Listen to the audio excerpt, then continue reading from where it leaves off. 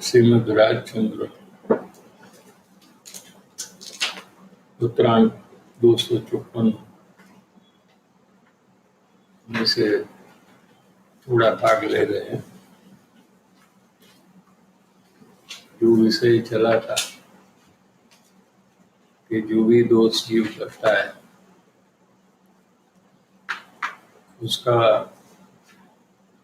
बचाव करता है, छुपाता है। दूसरे से हुआ वो दोष ऐसे वो जानता है, मानता है। दोष मिटाने का प्रयास इसलिए नहीं हो रहा है कि वो दोष उसने किया ही नहीं है। वो दोष तो सामने वाले ने किया है, तो उसका मिटना वो सामने वाले के आधारित हो गया। जैसे कि किसी को क्रोध आया तो ये दोष है, ठीक है, लेकिन ये गुस्सा इसलिए आया कि सामने वाले ने गाली दी, सामने वाले ने अपमान किया, तो ये सामने वाले के कारण से ये दोष आया। ऐसा जब तक जीव मानता है तब क्रोध जो दोष है उसको कैसे मिटाए इसका वो प्रयास चालू नहीं कर सकता है। समझ में आ रहा है कि नहीं है? यही तो પોતાના दोष मध्यस्थपणे कोई अवलोके છે। जब जब उसको कोई भी दोष होता है, क्रोध हो, मान हो, माया हो, लोभ हो, तो ये दोष सामने वाले के कारण से नहीं होता है। ये 100% मेरी गलती है। सामने वाले ने गाली दी या अपमान किया तो ऐसा जरूरी नहीं है कि मुझे द्वेष करना चाहिए, क्योंकि द्वेष करने से मुझे ही कर्म बंधन होता है और द्वेष के काल में मैं ही दुखी होता हूँ। समझ में आ रहा है कि नहीं? ऐसा समझकर कोई अपना दोष, कोई भी दोष हो, दोष तो सतत चालू है, 24 घंटे दोष चालू ही रहते हैं। कोई ना कोई भाव, दोषित भाव चालू ही रहता है। तो ये दोष 100% मेरी गलती है। ये क्रोध है, ये मेरी गलती है 100%। उसमें दूसरे का कोई रोल नहीं है। ऐसा मध्यस्थ होकर दोष का पक्ष छोड़े, ऐसा कोई प्रयास करे तो उसका क्या फल आएगा, ये बात यहाँ चालू हो रही है पेज नंबर 24 ऊपर से। तो उसका फल क्या आएगा कि तेने લીધે સ્વચ્છંદનો નાશ હોય। स्वच्छंद यानी कि जो सबसे बड़ा दोष है। कृपालुदेव ने शुरुआत में ये बात खुली है कि अनेक दोष मिटाने के बदले तू एक दोष, जो दोषों का राजा है, उसका नाम स्वच्छंद है, और वो स्वच्छंद ये महादोष है। पाप है, ये महादोष नहीं है। क्या कहा? हमने तो ये नक्की किया है ना कि पाप ये महादोष है या बड़ा दोष है या दोष है। इनमें से एक वेद सब में है कि पाप तो करना नहीं चाहिए। किसी को लगता है कि पाप बड़ा अपराध है, बड़ा दोष है। यहाँ क्या कहते हैं कि स्वच्छंदे महादोष है।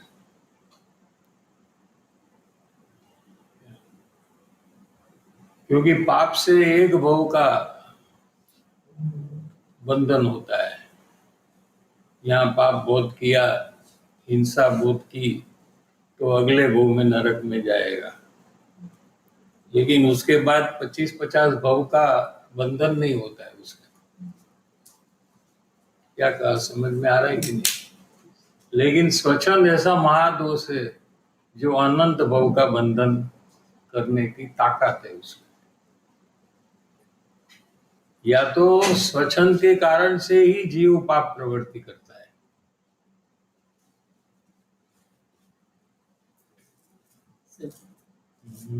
दोस्त, मतलब इसमें डाउट है सिचुएशन में।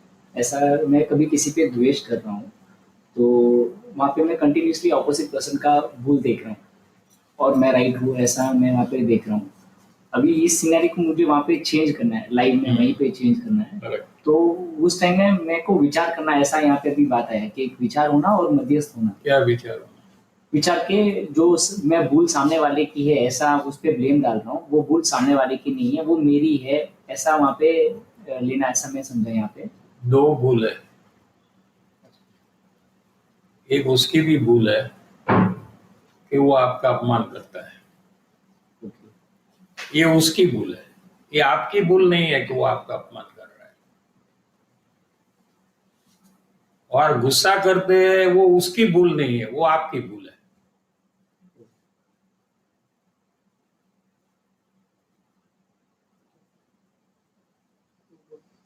ऐसा नहीं कि सामने वाला भूल नहीं कर रहा है, उसको ही अपमान करने का, गाली देने का जो भाव है उसमें उसको भी बंधन हो रहा है, इसलिए वो भी गलत कर रहा है। लेकिन वो गलती से आपको कोई नुकसान नहीं है। जैसे बाजू वाला दुकान वाला कोई गलती कर रहा है व्यापार में, तो वो सही कर रहा है ऐसा हम नहीं कहना चाहते, वो गलती कर रहा है क्योंकि उसको नुकसान हो रहा है। हाँ, तो वो गलती है ना कि वो सही है, वो क्योंकि बाजू वाला करता है तो थोड़ी सही हो जाता है। वो गलती है उसकी, लेकिन वो नुकसान आपको नहीं हो रहा है।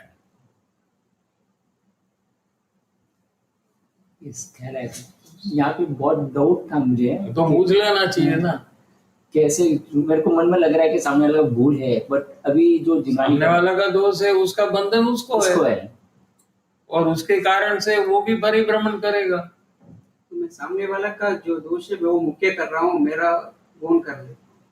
सामने वाले का दोष मुख्य नहीं कर रहे हो, सामने वाले के कारण से आप में दोष हुआ है, ऐसे आप कर रहे हो। ये गुस्सा क्यों आपको आया, उसमें वाह, ये भूल है। अगर वो आपको गाली ना देता तो आपको गुस्सा नहीं आता ना। क्या आता? फिर भी गुस्सा आता है, ये गाली क्यों नहीं दे रहे हो? नहीं आता ना। तो दोष किसका हुआ? उसका हुआ ना। लेकिन ये गलत है, यही गलती है, और ये गलती के कारण से स्वच्छंद बढ़ता है। समझ में आ रहा है कि नहीं? और स्वच्छंद ये परिभ्रमण का कारण है, महापाप है।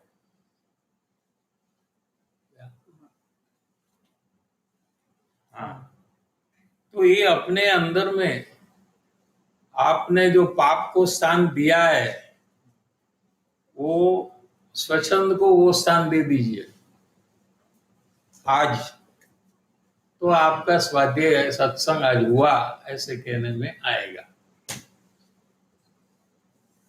इधर सुन लेते हैं, एक कान से सुनते दूसरे कान से निकल जाता है, और ऐसे ही टाइम पूरा हो जाता है, जीवन भी ऐसे ही पूरा हो जाता है, और वहां जहां हम खड़े हैं वहीं रहते हम। ऐसा हमें करना नहीं चाहिए। आज की क्या नई सीख है हमारे लिए, ये लेकर जाना चाहिए। कोई पूछे आपको कि आप क्या आज नया सीखे, तो आपको कोई जवाब नहीं है कुछ। वो क्या आत्मा की बात करते हो लोग, सत्संग, आत्मा, आत्मा का अनुभव करो, ये सब बात करते रहते लोग। नई बात क्या, कि मुझे ये नई बात पता लगी कि कोई भी गाली दे तो वो भले उसका दोष हो, लेकिन मुझे जो गुस्सा आता है वो उसके कारण से नहीं आता है। ये मेरे लिए नई बात है।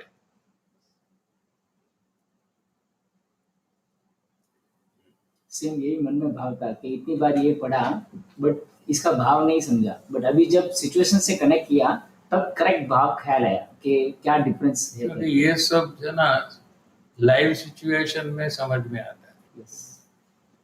क्या कोई स्वर्ग का बात करे कि 16 स्वर्ग है, नरक का बात करे, या तो वो लाइव नहीं हो सकता है, क्योंकि आप स्वर्ग में जाकर ये चेक नहीं कर सकते।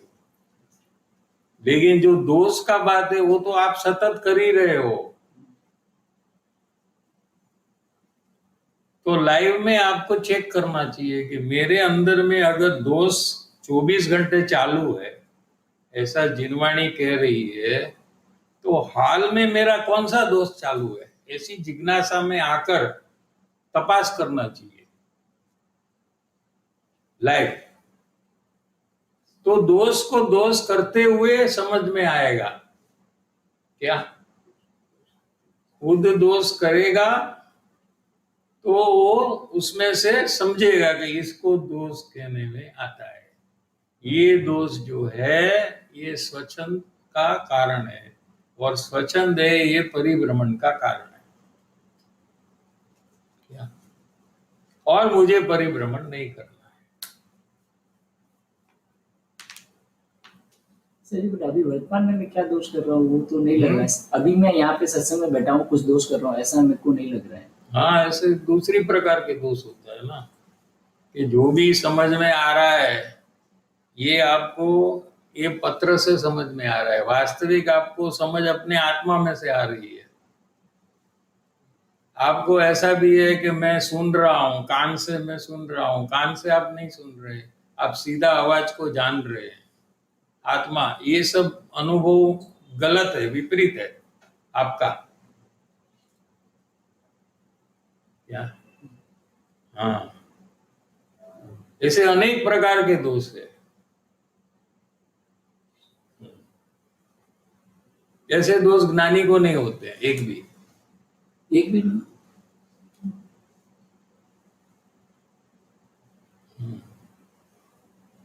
सीधा आत्मा से जान रहा हूं ऐसा होता है। ये तो 5 खिड़की है।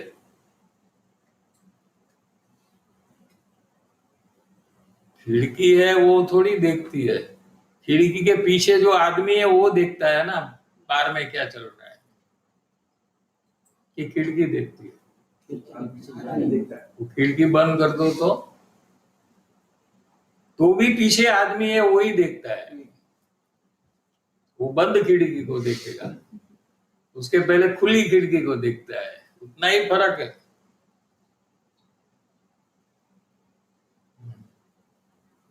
और जो भी ज्ञान हो रहा है वो ज्ञान अंदर से बाहर आ रहा है, ऐसे ज्ञानी को अनुभव में आता है।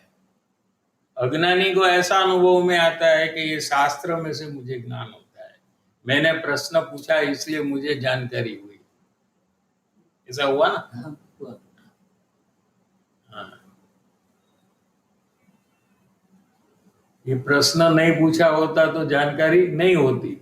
ऐसा जो है ना, ऐसा नहीं है। प्रश्न पूछने वाले प्रश्न पूछते हैं, जवाब देने वाले जवाब देते हैं। हाँ, ऐसा होता है कि प्रश्न के बाद जवाब देने वाले का अवसर रहता है, इसलिए लगता है कि ये प्रश्न का ही जवाब दिया है, प्रश्न नहीं पूछने से जवाब नहीं मिलेगा। ऐसा एक द्रव्य दूसरे द्रव्य में कुछ करता ही नहीं ना। ये तो महा सिद्धांत है कि नहीं? यानी प्रश्न पूछने वाला जो द्रव्य है वो जवाब देने वाले द्रव्य को कुछ करता नहीं। ये तो वहां लगाना पड़ता है अपन को सब सिद्धांत मालूम है, एक द्रव्य बीजा द्रव्य नो काई नो करे क्या, लेकिन हमको जीवन में ये सिद्धांत लगाना है ना, तो ही हमको वो सिद्धांत बराबर समझ में आता है।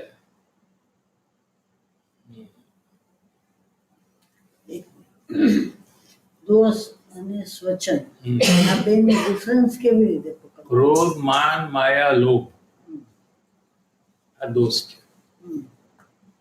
પર વસ્તુને મારી માનવી એ મહાદોષ છે। સંસારના કાર્ય હું કરું છું, મારા વગર ઘર નો ચાલે, મારા વગર કુટુંબનું ધ્યાન કોઈ રાખી શકે નહીં, મારા વગર દુકાન ચાલે નહીં, એમ પર વસ્તુનું કાર્ય હું કરું છું ને મારા વગર ન થાય, આ બધા દોષ છે। સમજાઈ ગયું? દોષ બીજા નાના બી દોષ છે, હાસ્ય હસવું એ દોષ છે।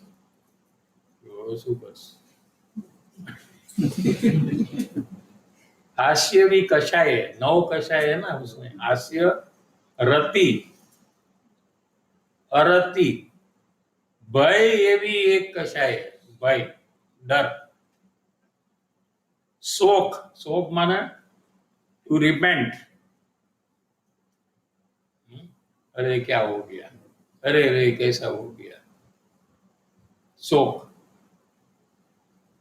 अपन को तो वही मालूम है ना, मरण हो जाए तो शोक होता है, लेकिन हर एक क्षण में शोक जीव कर रहा है ना। हाँ? पैसा चला जाए तो शोक करता है ना, अरे रे मेरा पैसा चला गया, हाय मैं क्या करूंगा अभी। हाँ? ये सब कषाय है, ये सब दोष है, कषाय सब दोष है। दोष समझ में आ गया कि नहीं? अभी स्वच्छंद क्या है कि ये दोष जो है ये सामने वाले के कारण से हुआ है।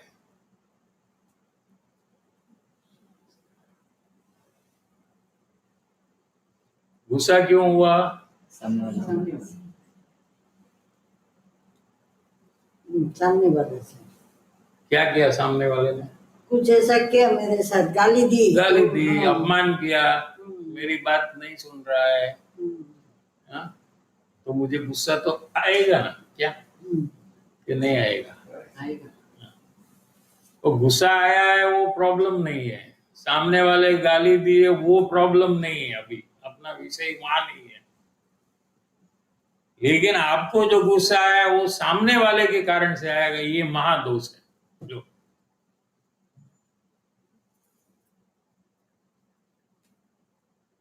आपका गुस्सा ये आपका स्वतंत्र दोष है और वो सामने वाले के कारण से नहीं है।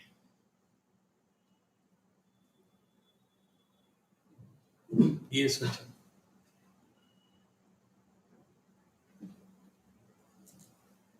कोई प्रश्न है तो पूछो। ये रॉन्ग समझन हुआ ना, मतलब सामने वाले के कारण से नहीं, ये तो रॉन्ग समझन है, गलत समझन है, इसको स्वच्छंद लेबल क्यों दिया वो वापस? तो रॉन्ग ही है ना, स्वच्छंद थोड़ी राइट रहेगा। ये इसमें क्या प्रॉब्लम आता है कि कोई भी जीव अंदर में कषाय जो है उसको मिटाने का प्रयास ही नहीं कर रहा है।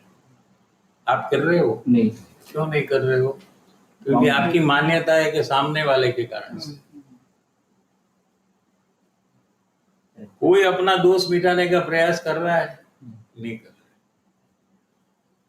कर रहा है तो बोलो। नहीं कर। हाँ, क्यों नहीं कर रहा है? गलती इसकी है, क्योंकि गलती मेरी है ही नहीं, गलती तो सामने वाले की है। तो उसको मिटाने का जो पुरुषार्थ उत्पन्न होना चाहिए वो हो ही नहीं रहा है। तो ये सबसे बड़ा प्रॉब्लम हो गया, क्योंकि ये दोष से कर्म बंधन हो रहा है, कर्म बंधन से परिभ्रमण हो रहा है और ये जीव संसार में परिभ्रमण करते करते महा दुख को भोगता है। तो साईं जी, कोई पर्सन गलत काम कर रहा है तो वो तो दोषी है ना, तो वहाँ पे मैं उनको दोषी मानूंगी ना। कोई क्या? कोई गलत काम कर रहा है तो उसको तो दोषी मानेंगे ना, ऑपोजिट का जो भी पर्सन गलत काम कर रहा है तो ऐसा। वो तो उसका दोष है ना, अब जो अपना दोष की बात चल रही है ना। तो आप गलत काम वही करो तो आप किसी को आपको कहे तो आप नहीं मानते ना दोष, इसका क्या करे? हाँ? हमारी नजर दूसरे के दोष ऊपर जल्दी चली जाती है। जैसे आप किसी को कहे कि ये तुम गलत कर रहे हो तो एक सेकंड पहले सोचो कि आपने वैसा किया है कि नहीं, कि नहीं किया है। तो वो किया था तभी आपको वो दोष लगा था कि नहीं लगा था? क्यों? दूसरा करे तो ही वो दोष लगता है, खुद करे तो नहीं लगता है। ऐसा क्यों? और सबको ऐसा है, सबको खुद जब करता है तो वो दोष नहीं लगता है। दूसरा वही करे, जैसे कोई कितना तुम झूठ बोल रहे हो, तो खुद को पहले सोचना क्या मैं झूठ नहीं बोल रहा हूं, मैंने कभी झूठ नहीं बोला है, तो ये मेरी गलती है कि नहीं? मैं मेरी गलती को सीख करने का प्रयास नहीं करता हूं और दूसरे को उपदेश देता हूं कि तुमको झूठ नहीं बोलना चाहिए, और सामने वाला भी वही करता है। ऐसे दो लोग साथ में बैठ जाए तो क्या होगा? यही हो रहा है जीवन में, एक दूसरे को समझाने का काम में लग जाते हैं कि तुम्हारी ये बात गलत है, लेकिन वही गलती तुम कर रहे हो उसका क्या?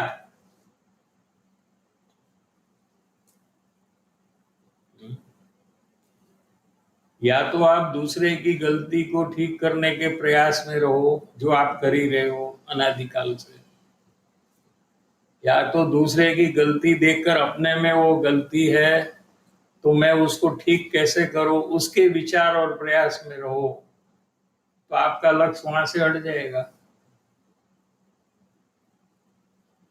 लेकिन हम लोग सोचते हैं ना कि स्वच्छंद तो મને બધી ખબર છે, મને हाँ, तो આવડે वही છે, वो दशा क्यों आई कि मने क्यों खबर है, हम्म, वो इसके यहाँ से चालू होती है।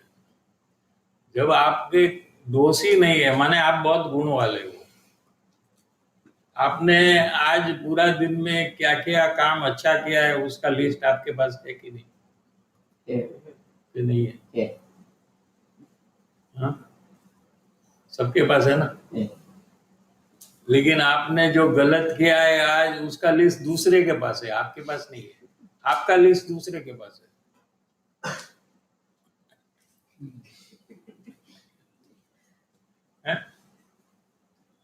आपने क्या गलती की है उसका लिस्ट आपके पास नहीं है। आपने क्या क्या नया अच्छा अच्छा किया आज उसका लिस्ट आपके पास है, बराबर है। और आपने क्या गलती की वो दूसरे के पास है, उसको जाकर पूछो कि आज पूरा दिन में मेरी क्या क्या गलती हुई है, तो आपको कह देगा देखो सुबह आपने ये किया था ना, जोर से बोला था, ये गाली दी थी, ये ऐसा किया था, यहाँ ध्यान नहीं रखा था, तो उसके पास वो लिस्ट है। हमारे पास दूसरे का दोष का लिस्ट है और अपने जो अच्छा किया उसका ही लिस्ट है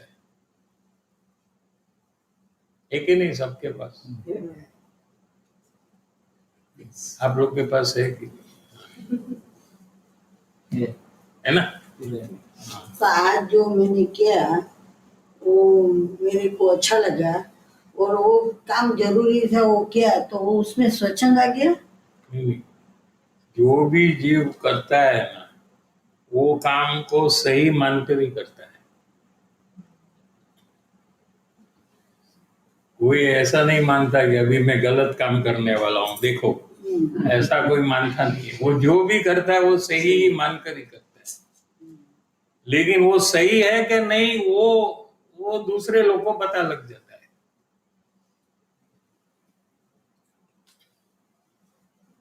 खुद को ऐसा ही लगता है कि मैं सही काम कर रहा हूँ, और यही स्वच्छंद बढ़ाता है उसका।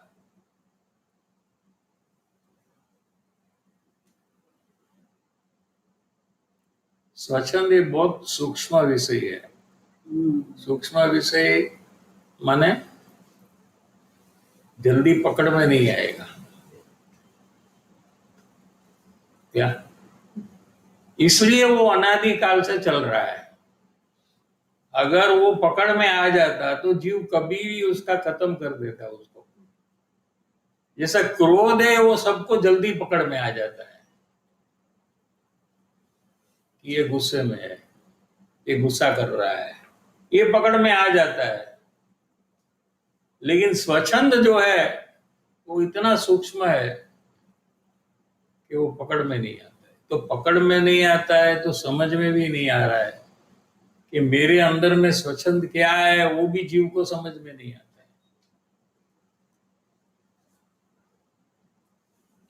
तो उसको मिटाएगा क्यों, कैसे?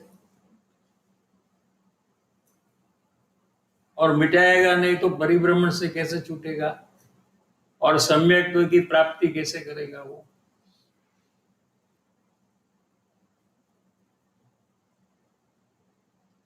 मेरे को तो इसको स्वच्छंद बोलते वो ही पता नहीं है। वही तो, वो भी कितने साल से धार्मिक प्रवृत्ति करने वाले का ये हाल है।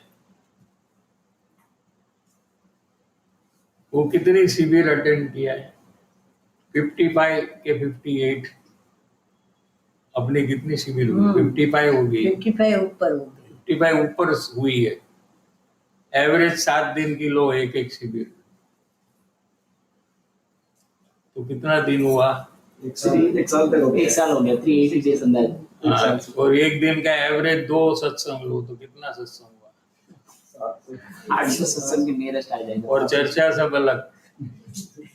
ये तो खाली सत्संग का ही सब, चर्चा का टाइम भी सत्संग से ज्यादा रहता है। दोपहर को, रात को, जब भी चलते, वॉकिंग करते, कहीं भी, तो प्रश्न चर्चा तो चलती ही है। इतना सुनने के बाद भी हाँ, आज ये परिस्थिति है कि मेरे अंदर में स्वच्छंद है कि नहीं वही मुझे पता नहीं लग रहा है। इसलिए कहा ना ये सूक्ष्म है।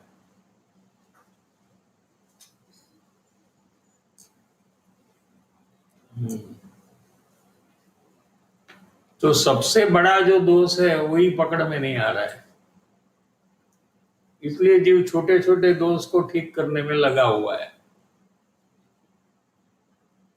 और ऐसा ही आयुष्य पूरा हो जाता है।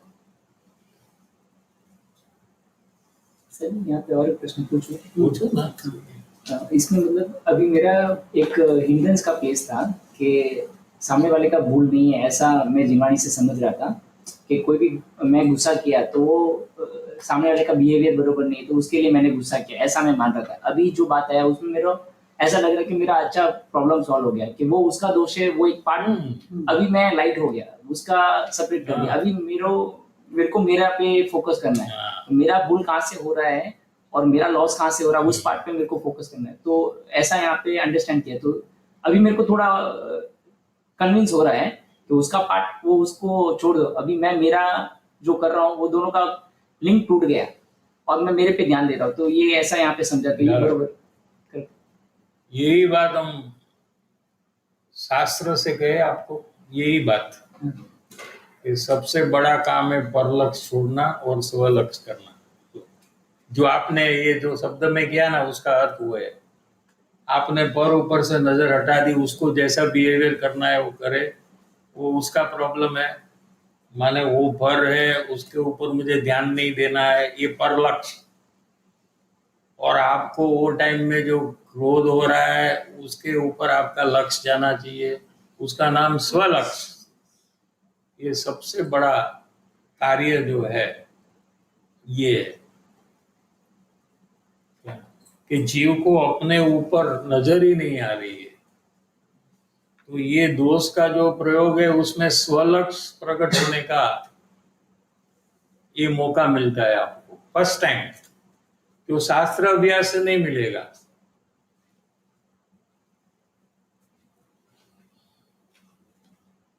समझ में आ रहा है? Yes. हाँ, ये सबसे बड़ा उपलब्धि है जीव की, कि वो अपने खुद के ऊपर उसकी नजर जाती है कि मैं क्या कर रहा हूं, मुझे किससे नुकसान होता है, मुझे क्या करने से फायदा होता है, क्या वो स्वलक्ष्य है। ये यहाँ से चालू होता है, जो शास्त्र अभ्यास से नहीं होता है। ध्रुवीलिंगी मुनि जो है उनको 11 अंग और 9 पूर्व का ज्ञान है, लेकिन स्वलक्ष्य उत्पन्न नहीं होता है। तो आपको हुआ अभी, ऐसा नहीं हो रहा है उनको भी। पर लक्ष्य से शास्त्र अभ्यास हो रहा है। पर में माने खुद की बात ही नहीं है, खुद को असर क्यों नहीं हो रही है। सब धार्मिक प्रवृत्ति में जीव को असर क्यों नहीं हो रही है।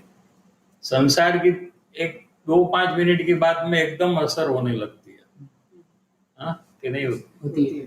पैसे की बात करो तो सब एकदम चालू हो जाता है इफेक्ट सबको, हाँ। लेकिन इतनी बात धर्म की सुनने पर क्यों असर नहीं हो रही है। फर्क कहाँ हुआ मालूम है? संसार की बात में मेरी बात है ऐसा है, धर्म की बात में मेरी बात है ऐसा नहीं आया है अभी तक, इसलिए कोई असर ही नहीं होती है। जैसे दूसरे की हम बात करें तो हमको क्या असर होगी? कुछ नहीं। कोई बाजू वाला अबजपति हो गया आज, तो अपने को क्या, अपने को क्या फायदा हुआ उससे? अपन को असर नहीं होगी उसकी। तो यहाँ सत्संग में जीव को बैठने के पहले विचार में लेना चाहिए कि मैं जीव हूं, मैं आत्मा हूं। जीव की बात, आत्मा की बात यानी मेरी बात है, ऐसा अंदर में पहले विचार में निर्णय करना चाहिए। और फिर सत्संग की प्रवृत्ति में बैठे तो उसको थोड़ी असर होने की शुरुआत हो जाएगी। नहीं तो जीव की बात कहे तो कोई दूसरे जीव की बात करते ऐसा है उसको लगता है, हाँ बराबर है ना। संसार में तो नाम देखकर बोलते हैं ना, तो उसको असर तुरंत हो जाती है। मुझे कहा, मुझे क्यों कहा। यहाँ जीव को कहते हैं तो उसको लगता नहीं कि मुझे कह रहे हैं। तो ये स्वलक्ष्य नहीं हुआ है अभी तक। तो ये स्वलक्ष्य करने का भी यही उपाय है अपना।